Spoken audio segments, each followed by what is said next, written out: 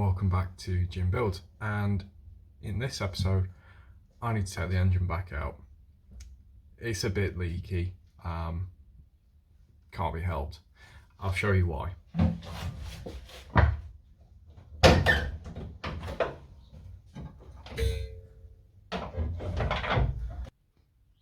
As you can see, drop in oil and there is a leak from the water pump.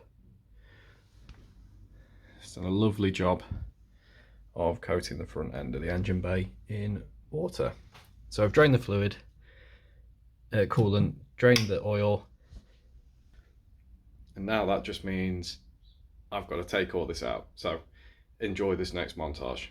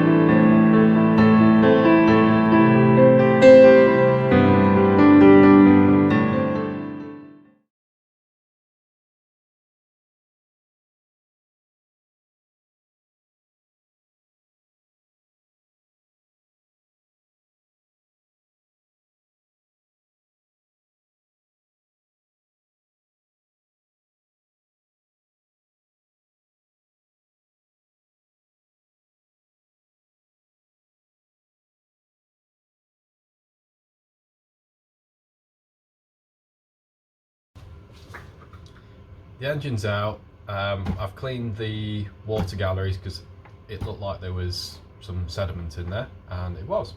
So saved myself a job in the future. Problem is though, everything's a mess, and I'll show you why.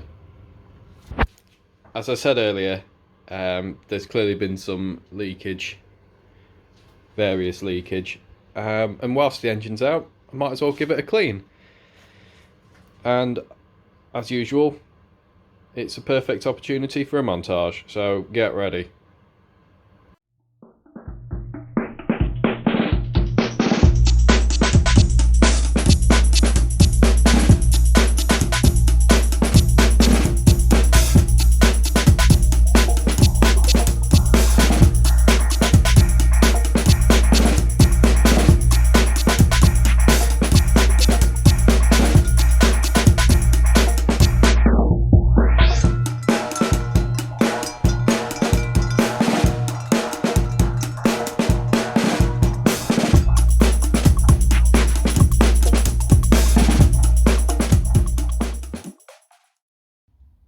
Look at it, absolutely filthy.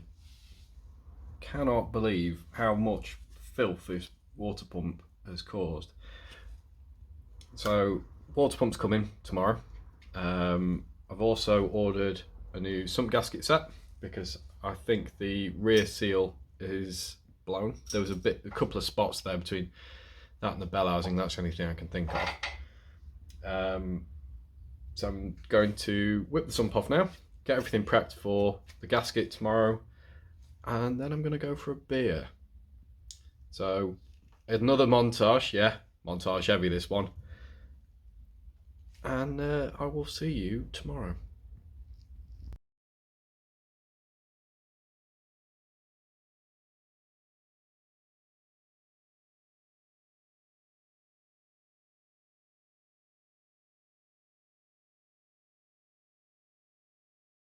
So it's not the next day, it's actually Tuesday. I was meant to get the water pump Thursday. There was some courier issue for some reason, and I only just got the water pump this morning. Bit annoying, but managed to get some other jobs done in the house, so scored some brownie points, which is always good. Plan now is to get the front cover and the rear cover back on, and the water pump, and then I can work on the sump. I want to get the engine ready so that I can just fit it possibly tomorrow, because I haven't quite got enough time today. So that's basically it. And seeing as though it's going to be sat overnight, I might actually see if I can just tidy up a few bits on the paint as well once everything's back together. So there we go. That's my plan and my excuse for being so late. Let's get cracking.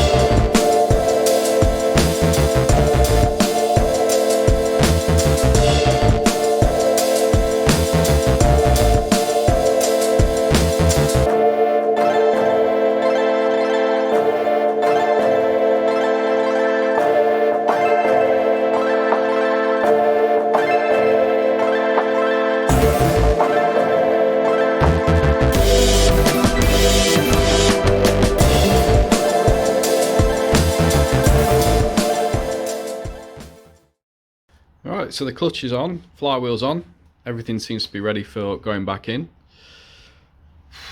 I have picked the worst day. It is bucketing it down, so I've got to dry the car later, but the more important thing is let's get the engine in.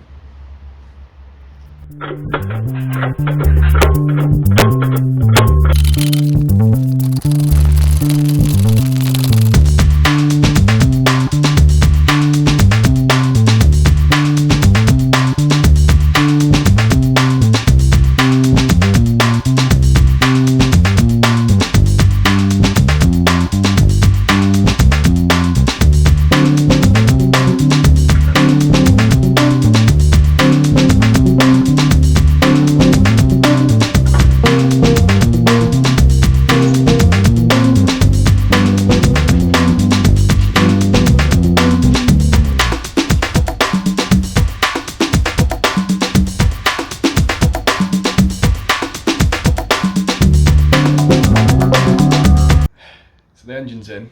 Took a little bit longer than I was expecting. For some reason one of the engine mounts always wants to fight a little bit, but never mind. So the plan now is to put all the other bits back on and make it functional. Yet again, it's montage time.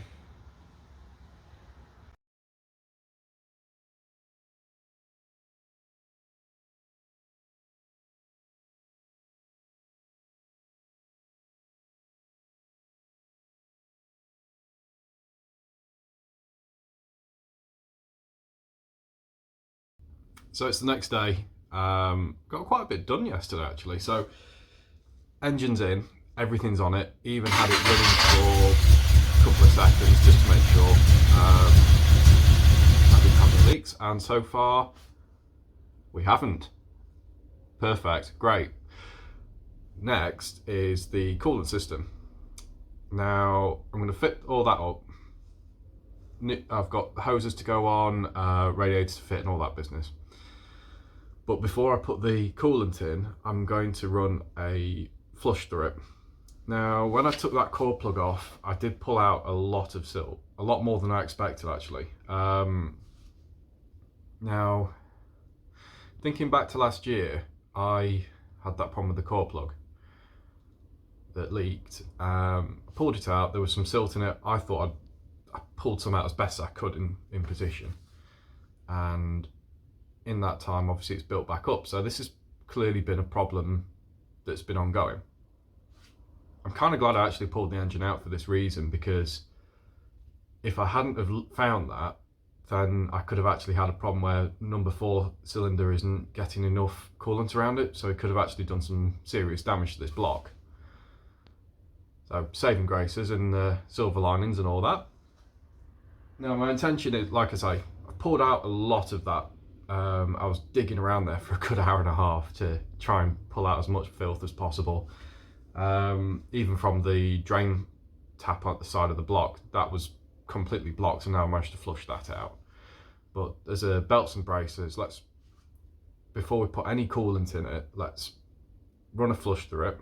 So I'll obviously put the hoses on, put this in with some water as directed, run it up to temperature, get the heater running and all the other stuff, and then turn it off, let it cool down a bit, drain it from all over. Let me think. And then I should be able to put the coolant in. Now I've bought 2 of those coolant flushes because if it's depending on the colour it comes out, if it's quite filthy, I might be tempted to do it again, because that way you should be able to push the majority of it out then, and everything should be good, he says. Right, enough waffle, time for work.